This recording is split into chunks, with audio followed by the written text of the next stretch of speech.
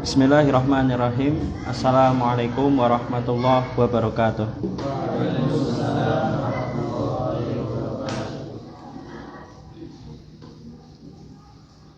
Alhamdulillah wassalatu wassalamu ala Rasulillah wa ala alihi wa man wala. Amma ba'd, langsung saja membahas tentang syarah Aqidah Tahawiyah, syarah Ibnu Abil Is Al-Hanafi. Kemarin dari kiri ya, gantian dari kanan. Monggo Ustaz.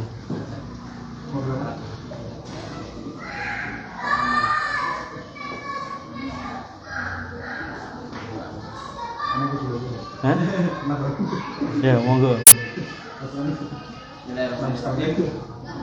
Wa amma martabatul amri bidzalika wal ilzami bihi wa anna mujarrad asyhadati la yastalzimu lakinna syahadata fi hadzal mawdi' tadullu alaihi wa tadammanuhu fa innahu subhanahu syahida bihi syahadata man hakama bihi wa qada amra wa azama ibadahu bihi. Ya, pembahasan kita membahas tentang melanjutkan tentang syahadah ya. Ini fara' atau cabang dari pembahasan tentang tauhid. Wa amma martabatul amri, kemarin kan tingkatan di dalam syahadat ada al-ilm, kemudian takallum, kemudian ada al-ikhbar, yang ini yang terakhir yaitu al-amr, perintah.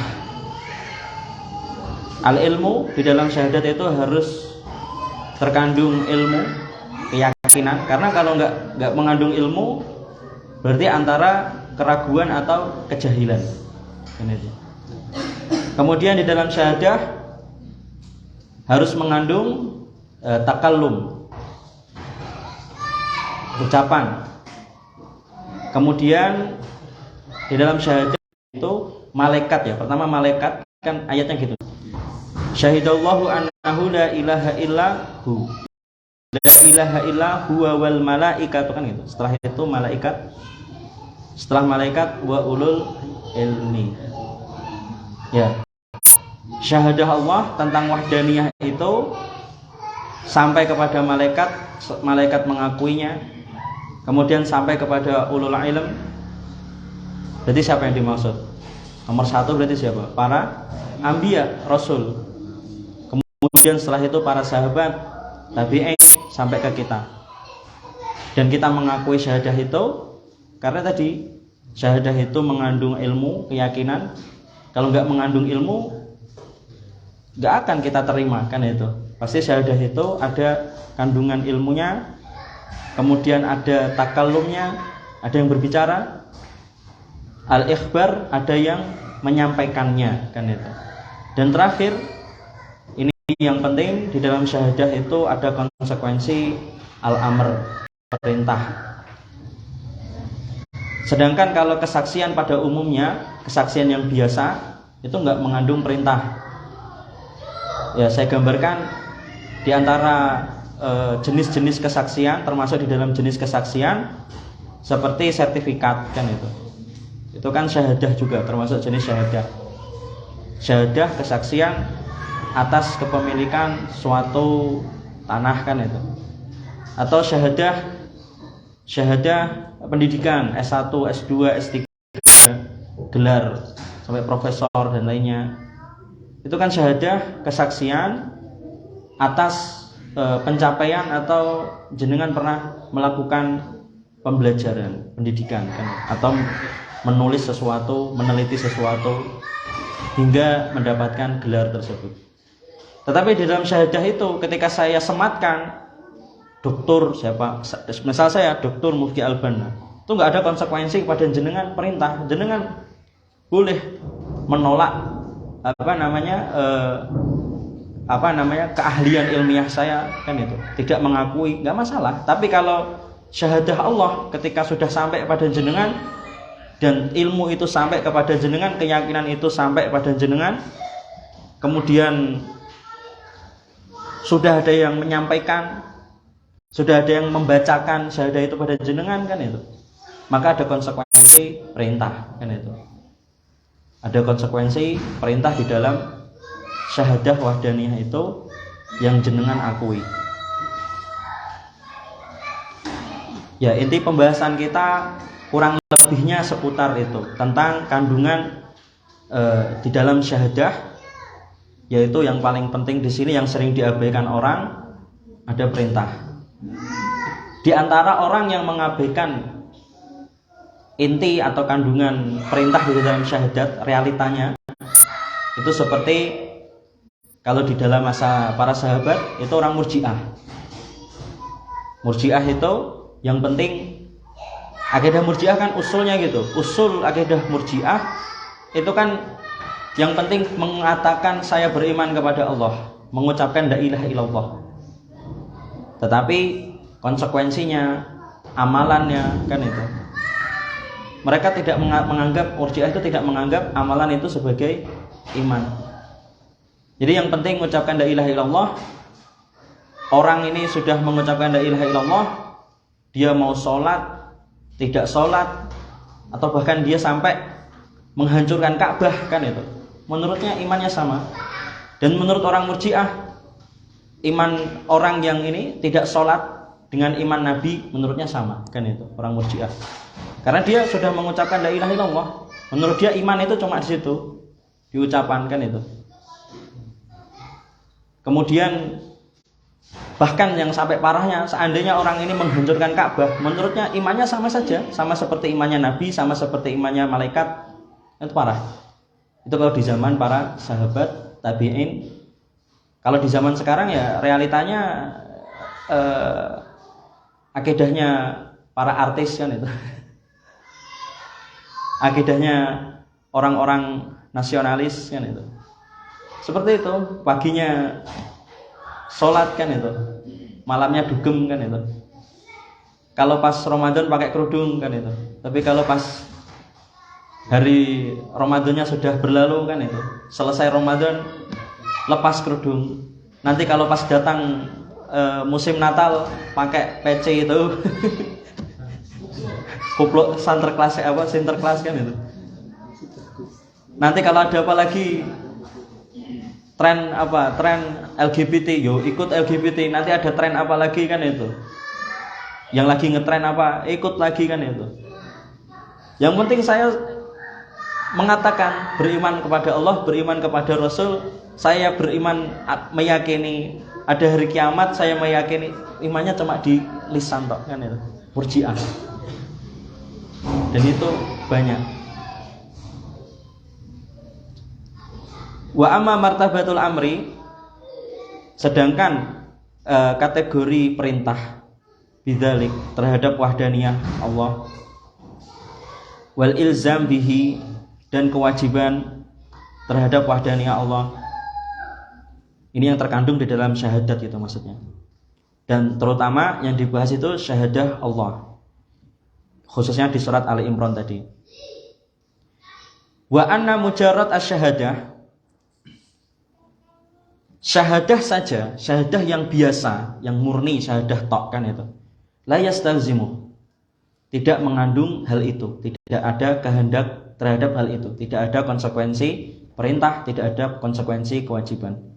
Lakinna syahadah fi hadzal maudhi, tetapi syahadah di dalam hal ini, syahadah di dalam hal tentang wahdaniyah Allah ini, itu tadullu alaihi, menunjukkan ada perintah, menunjukkan kepada ada kewajiban. Wa tatadhammanuhu, dan mengandung hal itu, mengandung perintah, mengandung ilzam, kewajiban. Tatadhammanuhu. Fa innahu subhanah, karena Allah yang maha suci, syahidabih, Allah telah menyaksikan, bersaksi akan wahdaniyah itu. Allah bersaksi terhadap wahdaniyah itu. Syahadata man hakama bihi, sebagai kesaksian syahadah yang bagi orang-orang yang mau berhukum kepada Allah Azza wa Jalla, berhukum dengan Allah Azza wa Jalla. Wa qada, dan Allah menetapkan, wa amara, dan Allah juga memerintahkan, wa alzama, dan Allah juga mewajibkan ibadahu bihi, kepada hamba-hambanya, Allah mewajibkan wahdaniyah atau perintah wahdaniyah tersebut. Lanjutnya Ustaz. Berarti Ustaz seterusnya. Karena Allah Ta'ala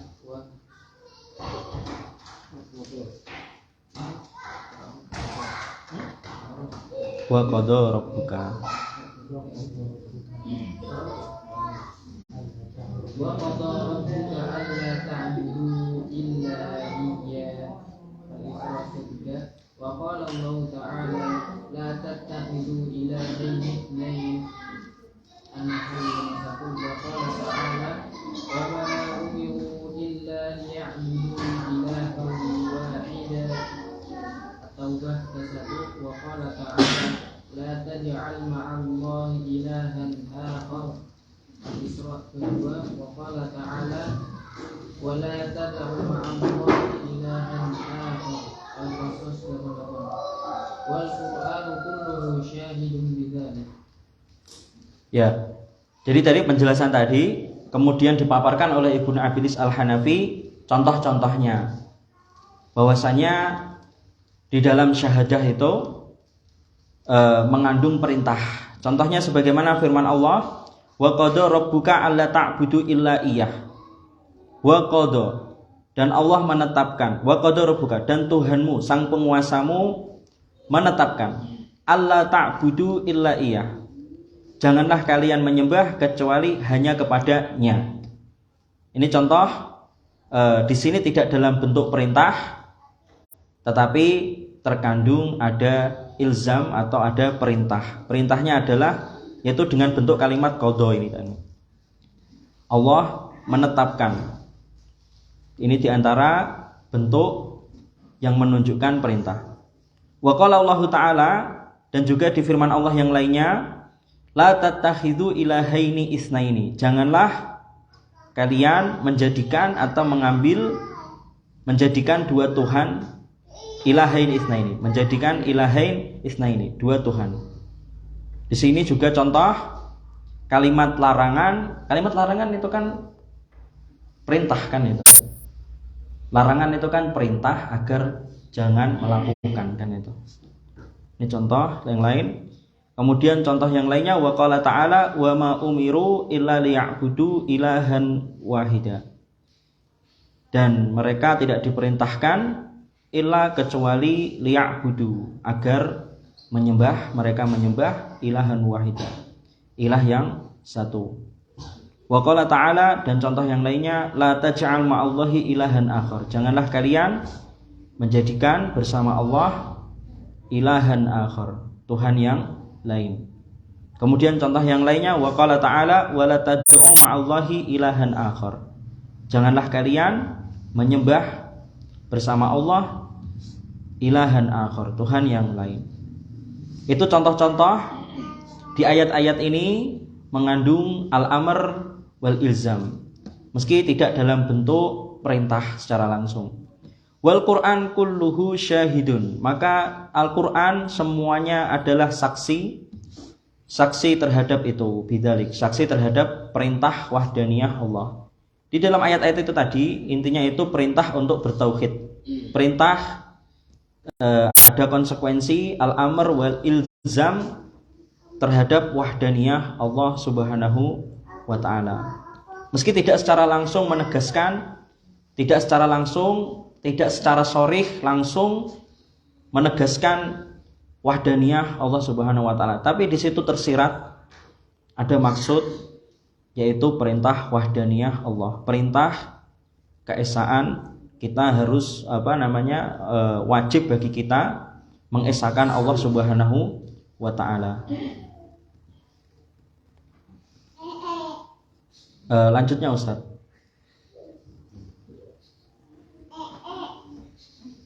Wajhu istilzami syahadatihi subhanahu بذلك أنه إذا شهد أنه لا إله إلا هو فقد أخبر وبين وأحكم وحكم وقضى أن ما سواه ليس بإله وأن إلهية ما سواه باطلة فلا يستحق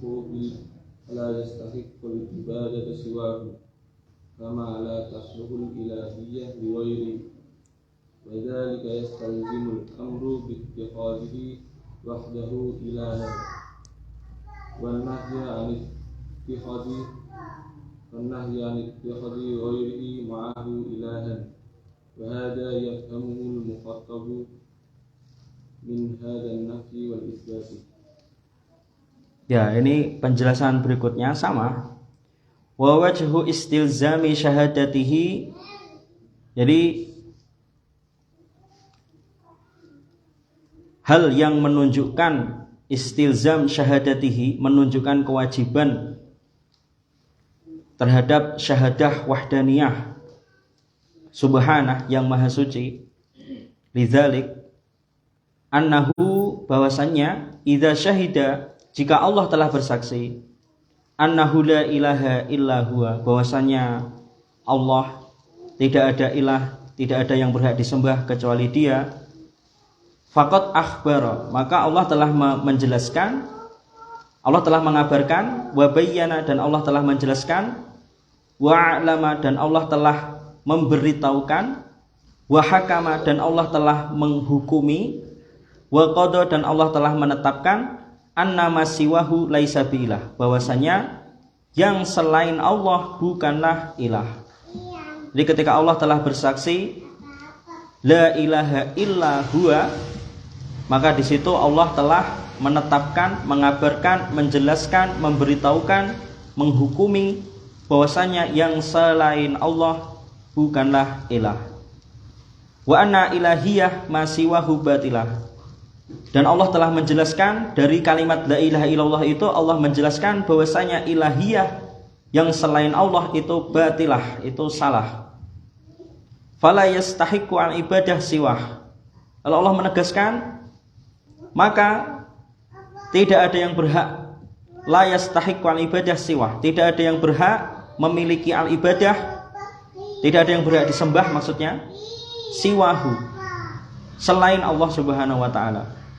Kama la tasluh al ilahiyah li ghairi, sebagaimana juga tidak tepat atau tidak bisa dibenarkan al ilahiyah li ghairi, al ilahiyah untuk selain Allah tidak dibenarkan.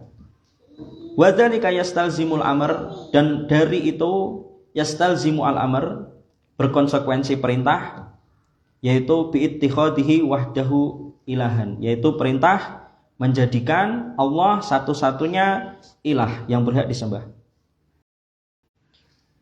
Wa nahya an ittikhadi ghairihi ma'ahu ilahan, dan berkonsekuensi dari kalimat la ilaha illallah itu ada konsekuensi larangan menjadikan selain Allah atau bersama Allah ada ilah yang lain. Wa hadza yafhamu, dan ini bisa dipahami al-mukhatab oleh orang yang mendengar, min hadzan nafi wal isbat, dari an-nafyu wal isbat, dari peniadaan dan penetapan ini, kan itu. Jadi kalimat la ilaha illallah itu sebenarnya kalau orang yang mau berpikir, orang yang mau memahami, di situ ketika kita memahami an-nafyu wal isbat, la ilah itu kan an-nafyu, illallah itu al-isbatnya, kan itu. Di situ sangat kita pahami, kan itu. Ada perintah dan ada larangan. Jadi ketika kita memahami bentuk uslub gaya bahasa ini, kalimat la ilaha illallah, an-nafyu wal isbat, kita paham di situ ada maksud tersirat, ada perintah al-amr, dan ada an-nahyu, larangan. Jadi terkadang itu perintah Allah dan larangan Allah tidak melulu dalam bentuk uslub kalimat atau lafaz gaya bahasa perintah ataupun larangan, kan itu. Wallahu a'lam bishawab. Lanjutnya Ustaz.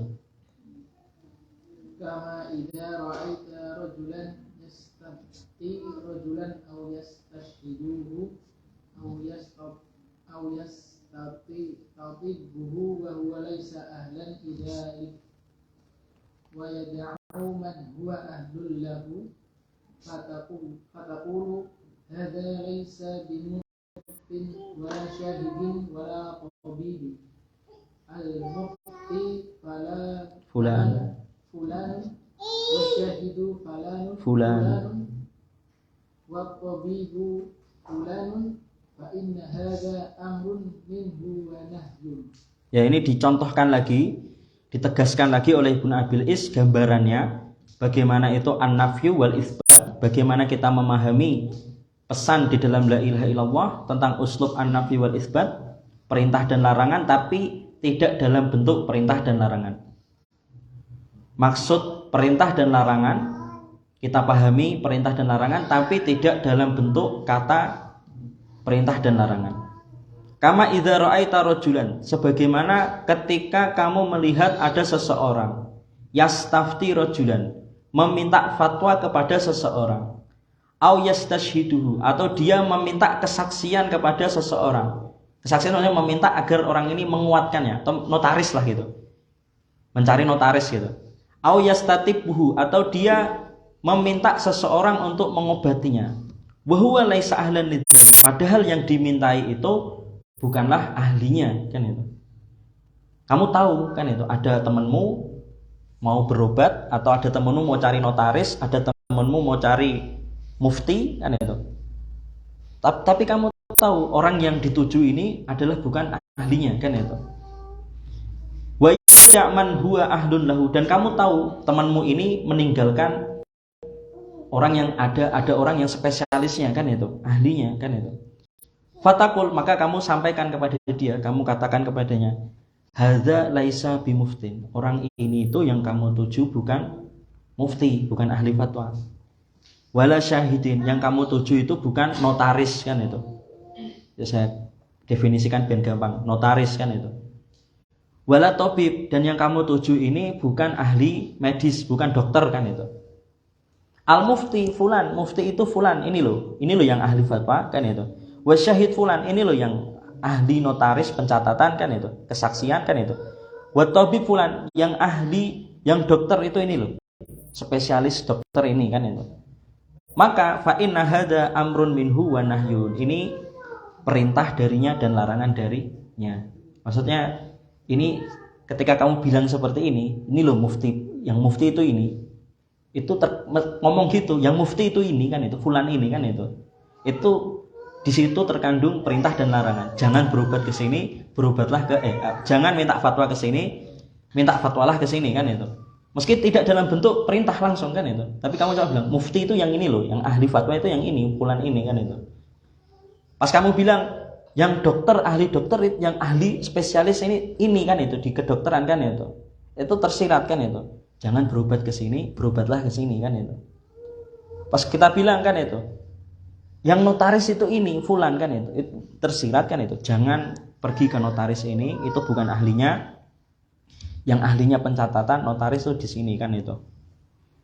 Sama seperti kalimat la ilaha illallah, kan itu. Itu contoh nafyu wal itsbat, kan itu. Kamu menetapkan, ketika menetapkan di situ ada kandungan perintah dan larangan. Ada tersirat pesan yang tidak tertulis tapi tersirat, ada perintah dan larangan. Wallahu a'lam. Lanjutnya Ustaz. Aidan al-ayatu dallat ala annahu wahdahu mustahiqqu lil-ibadah.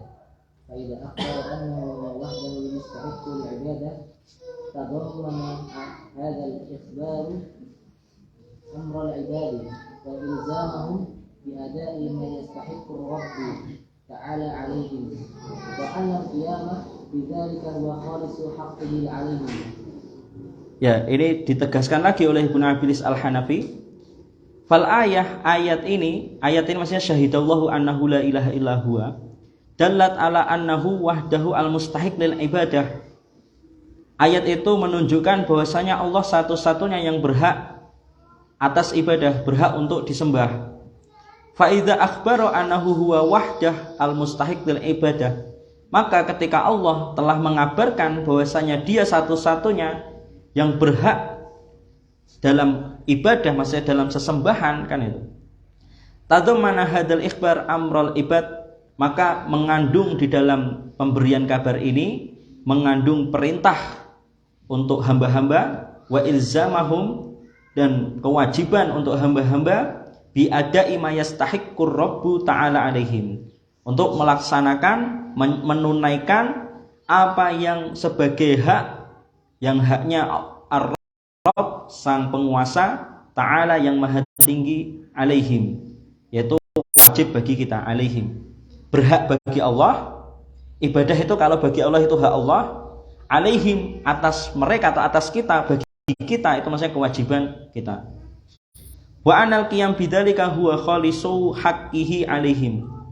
Wa anal qiyam bidzalik, melaksanakan itu ibadah, menunaikan hal itu, huwa khalisu haqqihi alaihim, itu murni hak Allah, alaihim, kewajiban bagi makhluk, bagi kita, kan itu.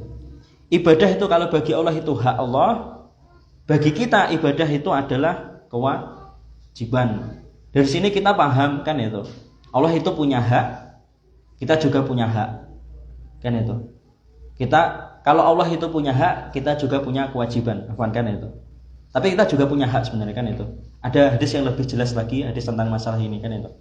Hak Allah, hak hamba, kewajiban Allah dan kewajiban hamba. Tapi sebenarnya nggak patut kita sebutkan kewajiban Allah, sebenarnya kurang tepat gitu bahasanya, kan itu.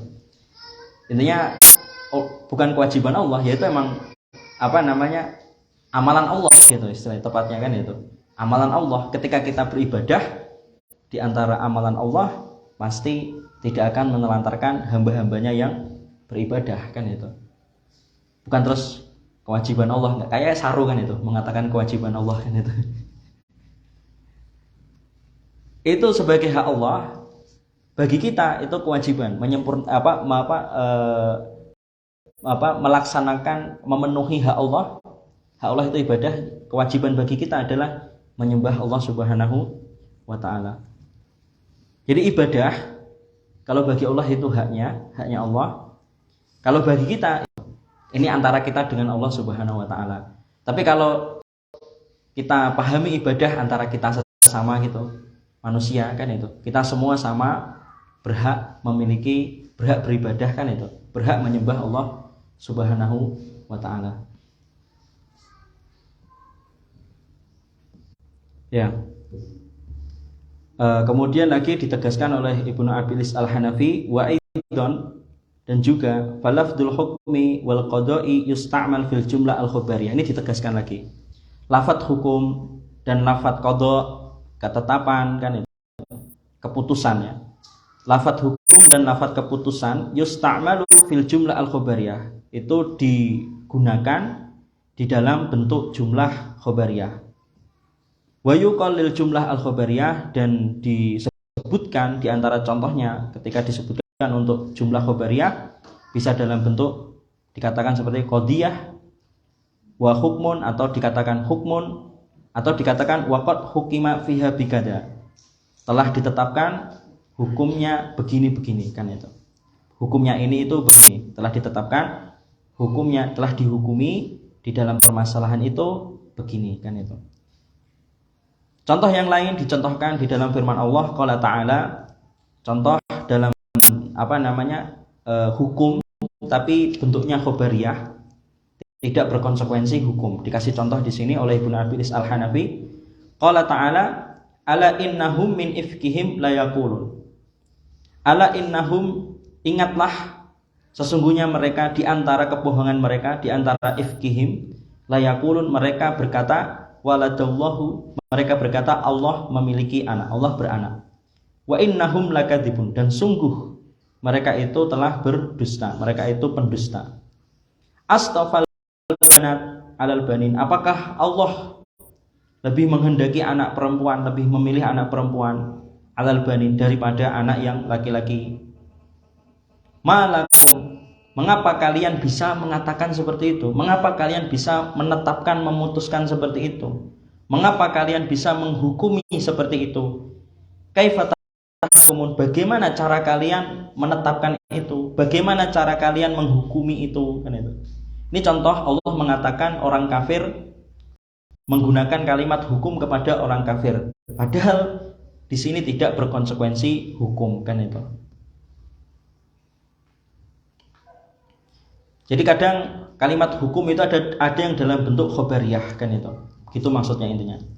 Faja'ala hadzal ikhbar, dan maka Allah menjadikan pemberitahuan ini, pemberian kabar ini, al-mujarrad minhum, yang berasal dari mereka, sebagai hukman. Allah menjadikan pemberian kabar al-mujarrad minhum hukman. Allah menjadikan pemberian kabar yang berasal dari mereka ini sebagai hukum. Allah mengatakan itu hukum, kan itu. Wa qala ta'ala, dan juga Allah berfirman di contoh yang lain, afanaj'alul muslimin kal mujrimin, apakah kami menjadikan sama antara orang yang muslim seperti orang yang mujrim, seperti orang yang pendosa, orang kafir, orang musyrik, kan itu. Apakah kami menjadikan orang muslim itu sama seperti orang-orang yang pendosa? Malakum, maksudnya itu mereka orang-orang kafir, kan itu, mengatakan kalau orang muslim itu sebenarnya sama saja, muslim sama kafir sama saja, kan itu. Terus di sini istifham, kan itu. Apakah bisa dibenarkan kita menjadikan muslim itu sama seperti orang yang kafir, kan itu? Malakum, mengapa kalian menghukumi seperti itu, mengatakan seperti itu? Kaifa tahkumun, gimana caranya kalian bisa menghukumi seperti itu? Bagaimana caranya kalian bisa menetapkan hal itu? Lakinna hadza hukmun la ilzama ma'ahu, kan itu. Jadi meski dalam bentuk khobar, meski menggunakan kalimat hukum di sini, Allah menggunakan kalimat hukum untuk orang kafir. Lakinna hadza hukmun, tetapi hukum ini tidak ada la ilzama ma'ahu, tidak ada konsekuensi perintah atau tidak ada kewajiban di dalamnya bersamanya. Wal hukmu, sedangkan hukum, wal qadha, hukum dan keputusan, bi annahu la ilaha illa huwa, bahwasannya tiada ilah yang berhak kecuali Dia, Allah, mutadhamminun al-ilzam. Kalau di sini la ilaha illallah itu mengandung al-ilzam, mengandung perintah ataupun kewajiban. Walaupun bentuknya tidak menggunakan kalimat hukum, ya kan? Kalau yang di ayat tadi menggunakan kalimat hukum tapi tidak ada konsekuensi hukum. Tetapi kalau di kalimat la ilaha illallah, meski tidak tegas dengan menggunakan kalimat perintah atau tidak tegas dengan khobariyah dengan bentuk kalimat hukum atau lafadz qadha, tapi di situ terkandung mutadhamminun al-ilzam. Berarti la ilaha illallah. Enggak ada kandungan perintah, enggak ada tertulis gitu dengan lafadz perintah ataupun larangan, tidak ada dalam bentuk lafadz menggunakan lafadz hukum ataupun qadha. Tetapi meski seperti itu, di situ ada perintah atau ilzam yang sangat kuat sekali, kan itu. Ada konsekuensi ilzam. Seperti yang saya gambarkan tadi. Misal kalau saya ngaku dokter, kan itu. Kemudian ada yang menyaksikan, yaitu yang mensidang saya ketika ujian sidang, Dr. Fulan, Dr. Majid atau Dr. Fulan. Saya sampaikan ke Anda, kan itu. Anda mengingkarinya. Saya tidak mau mengakui, kan itu, profesi Anda, hasil ilmiah Anda, kan itu. Saya tidak mau mengakui gelar dokter Anda, kan itu. Sah-sah saja, kan itu. Tetapi kalau saya sampaikan kepada jenengan, kan itu, la ilaha illallah, tidak ada ilah yang berhak disembah kecuali Allah. Saya sampaikan itu. Ini loh Allah yang berhak disembah. Ini tidak berhak disembah, sedangkan inilah yang satu-satunya yang berhak disembah. Anda harus mengakuinya. Kalau nggak mengakuinya, konsekuensinya berat, kan itu. Nah itulah syahadah yang dimaksud di sini. Ketika saya sampaikan la ilaha illallah, an-nafyu wal itsbat, di situ ada konsekuensi perintah yang kuat. Sedangkan ketika saya bilang, ini loh saya itu dokter, kan itu, ahli di spesialis ini hadis, kan itu. Kalau yang ini bukan ahli hadis, kan itu. Anda nggak mengakui, enggak, kamu bukan ahli hadis, kan itu. Terserah, masalah, kan itu. Nggak ada konsekuensi perintah ataupun larangan atau konsekuensi apapun, kan itu. Tapi kalau la ilaha illallah, kalau jenengan menolak, maka Anda konsekuensinya berat sekali, kan itu. Gitu maksudnya. Jadi memang ini Ibnu Abil Is itu membahas kalimat la ilaha illallah atau khususnya syahadah dengan cara gaya penyampaian yang jelimet ya, rondo jelimet memang kan itu.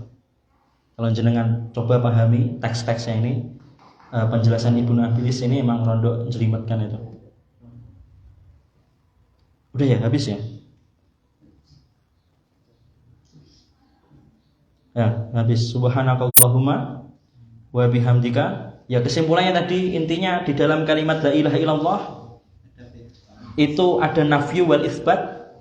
Ketika jenengan paham itu uslub gaya an-nafyu wal isbat, itu salah satu gaya bahasa balaghah ya itu. Gaya bahasa di dalam bahasa Arab. Indonesia nggak ada gaya bahasa ngomong gitu. Jenengan jarang kita temui orang pakai gitu. Nggak ada ahli medis spesialis ini kecuali saya kan itu. Ngomong seperti itu nggak ada, jarang. Biasanya itu langsung gini, yang ahli hanya saya gitu. Biasanya pakai gaya bahasa gitu. Nggak ada yang ngomong peniadaan dulu setelah itu menetapkan. Itu adanya cuma di Arab. Tapi kalau jenengan paksakan gunakan di karya tulis bahasa Indonesia silahkan aja. Tapi terkadang aneh kan itu. Kadang itu kalau kita terjemahkan teks-teks Arab ke gaya bahasa Indonesia, kadang itu kayak kurang sempurna. Paham nggak jenengan?